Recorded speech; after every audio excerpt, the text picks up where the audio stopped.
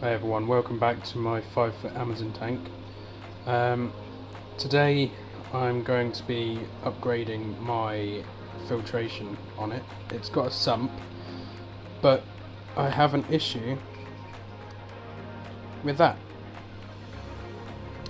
So for months it's been working fine, but recently the hole that I've created to act as a air trap, if you will, to stop it from draining all the way down, has become blocked with some leaves from the Brazilian pennywort.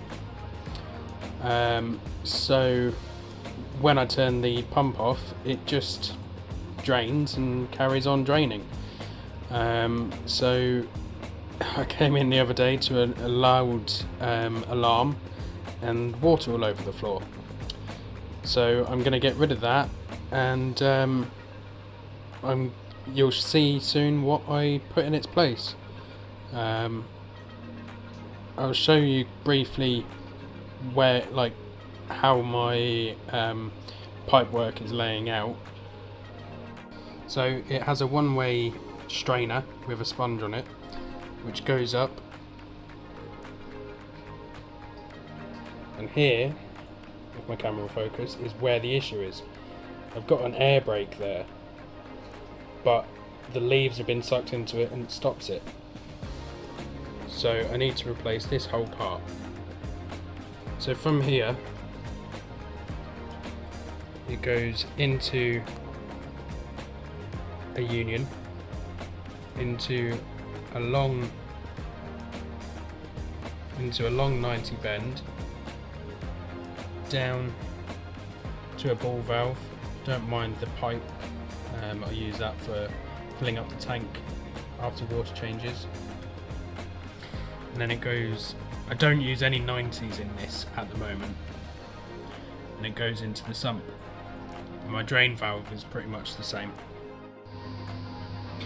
So underneath here, from the drain valves, each one goes into a gate valve and then drains into my sump. In the sump down here, I have sponge filters in the right one, spare sponge filters in case I need to set up a quarantine tank or a new tank fairly quickly. I've got pre-cycled sponge filters in there with all of my Inkbird sensors. It then goes under there, over there, through the filter floss and all the sponges. I then use aquarium gravel as my media in this tank. It holds a lot more beneficial bacteria than people give it credit for, but there is a lot in here, and I'm able to have a lot in here because of the size of the sump. It then goes over that baffle, and I have 4 300-watt heaters in here, which are controlled by 2 Inkbirds and an external temperature gauge. Goes over that baffle, and in here I have the pump, some pot scrubbers and some extra sponge. Again, pot scrubbers are a great one for beneficial bacteria. There's a lot of surface on there that beneficial bacteria can colonize on. So I have 2 Inkbird temperature controllers powering the heaters. All 4 heater plugs are directly below it, and in various locations there's the heater controller itself, which comes built in inline. Up here is my DC pump controller. As you can see, I've got it on 50% at the moment. It can go a lot stronger, but 50% is about where I need it. So I'm now going to change the filtration, and I'll show you what it looks like after. I'm also going to do a bit of a water change whilst I'm at it. So it has now been a couple of days since I changed the filter over, but let's take a look at it. You'll have to excuse the dripping in the background, it's raining outside. So up here we now have what is basically the opposite of a spray bar. It's a bar with a load of holes drilled into it as the drain. The end cap itself also has holes drilled into it, it goes into 90 degree bends. I am now using 90s in my pipe work, which I was hoping to avoid. And the back of it is still the same. And for the secondary drain,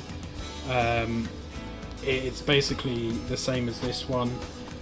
It's no longer an emergency drain because I have to run both of them at the same time, just by the way I designed it. So as you can see, the secondary drain is still slightly higher than the main drain, and it doesn't have the bar with the holes in, it's just the end cap with the holes in.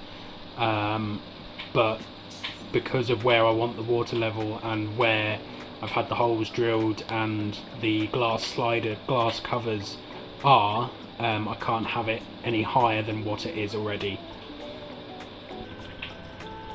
I have also changed down here a bit. The secondary drain no longer connects with a hard PVC pipe to the return. If I can get my camera to stay focused, it is joined with a soft pipe which leads into a Y valve, if you will. It's got two outputs and one input, and it basically just joins the secondary drain with the return so that I can turn them off if I want to, and have it just running in the sump rather than in the main display. I've also added a 90-degree bend at the end of the main drain run because the bubbles and water disturbance was just too noisy for me. So I've turned that down, and I'm thinking about moving the sponge from the second baffle into the first one, moving everything along basically, and putting the spare sponge filters at the end, just to quieten down the bubbles even more. So there you have it, guys. One thing I learned from doing this is to include as many unions as you can.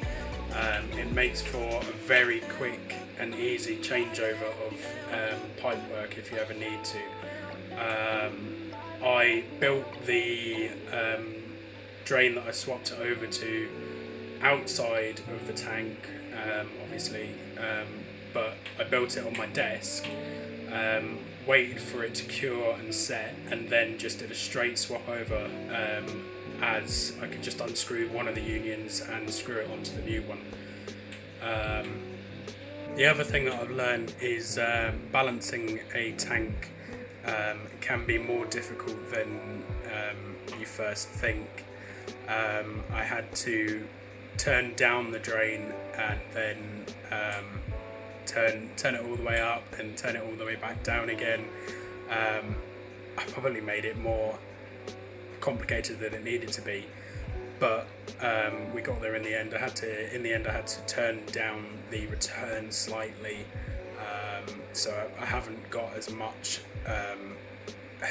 turnover as I did before, but it was only a fraction, so it didn't matter too much. Sorry guys, I just wanted to come in here. I'm mid-editing this video, and I forgot to mention that none of my internal pipe work is actually cemented in.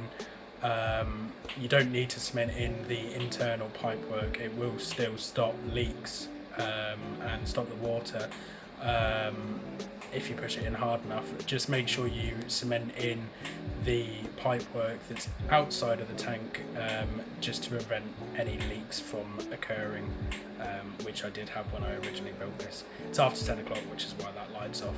Right, back to the outro. So yeah, there you go.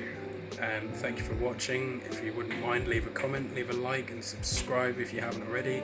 If you want to see my original video on this tank behind me, and what it's got in it, then I'll link a video down below. Thanks for watching. Bye.